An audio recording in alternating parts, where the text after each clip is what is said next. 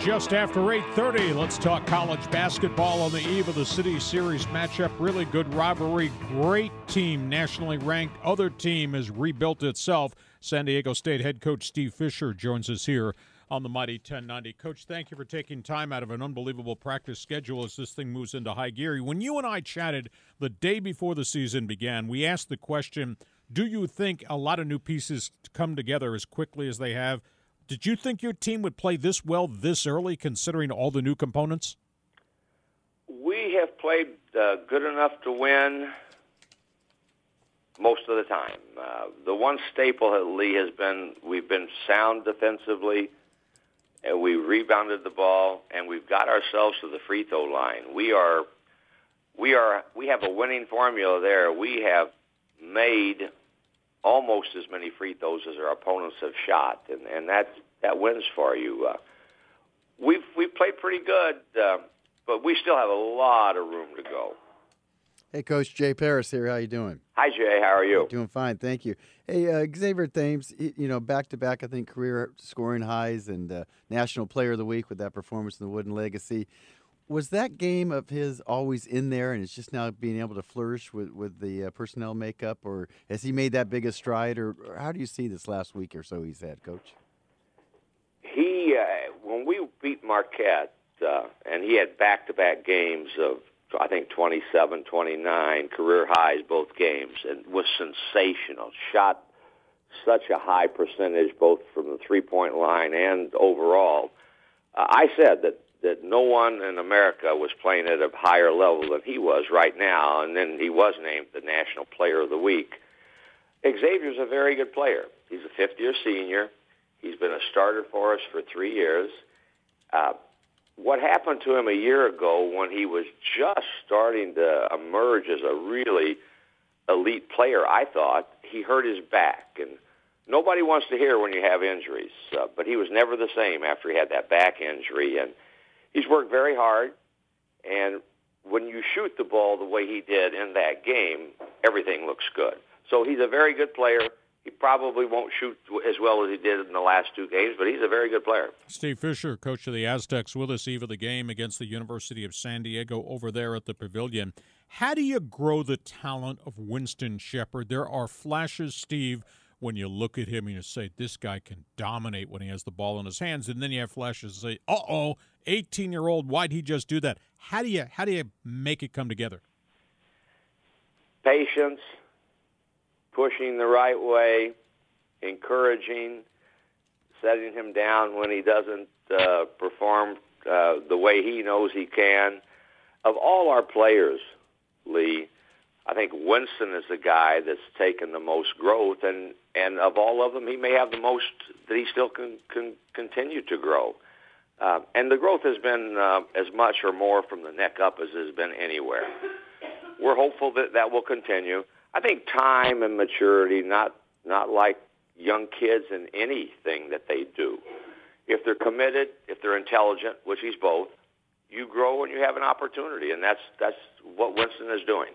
Coach, I know you usually like to play seven or eight guys in your rotation. You got a great problem on your hands. You got about 10 or 11 guys there barking about minutes. Are you and Justin, have you found that fit yet, or are you still trying to scratch your head and figure all that out?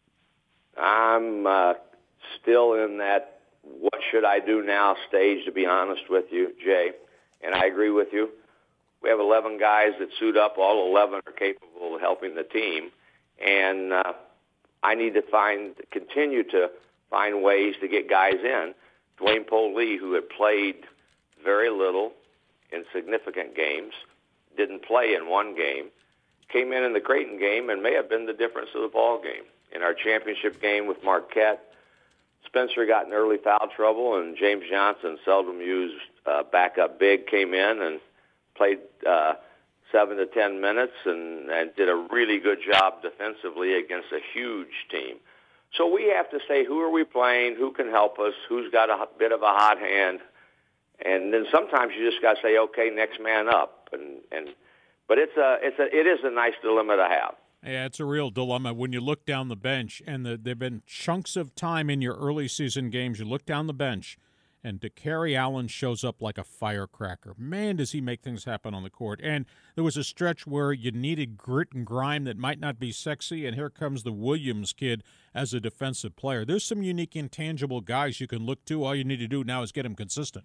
I would agree with you, Lee. Those two you mentioned are our Sacramento freshmen who have both shown some exceptional flashes.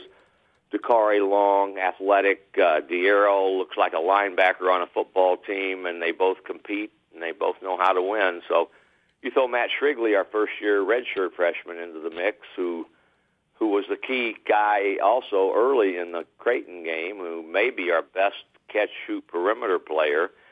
And we've got some people we can go to. It's not like 1999 when I looked down the bench and I wanted to put Dutcher and I in as the backup guard. Hey, Coach, I love the concept of the Wooden legacy. My biggest disappointment is Coach Wooden isn't with us any longer. You got to coach against him. You got to know him. What is Coach Wooden's legacy really to this day and moving forward?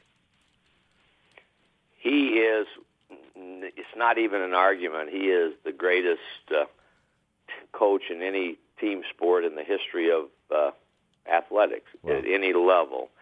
And he did it in a fashion that all of us should step back and look at and admire. And really, if you want to emulate somebody, it would be John Wooden. How he did it with a feeling that these were his own children, truly, and a style that all of us should say, that's how it can be done. You don't have to rant and rave and scream and those stuff. He was a wonderful man who cared about people. Well put. Steve, one final question. I know this is a little bit off the track. It's the only time I will ever bring it up with you. Your family is going through the traumatic thing with your son, Mark, struggling with the ALS. It brings back to home the important things in life, but this just must be an enormous, enormous challenge. Well, we're doing what everybody does. We're enjoying every single day and enjoying it to its maximum. You probably know he and his wife, Jill, are expecting a baby, our first grandchild, due December the 11th, and we are very, very excited and looking forward to that. Well, we pray for strength for your family because this will be a challenging time. Coach, this will be fun. Jay and I will be there tomorrow. Press row will be the only ones with their face not painted. That sounds great. Look forward to seeing you guys. Thanks for the call.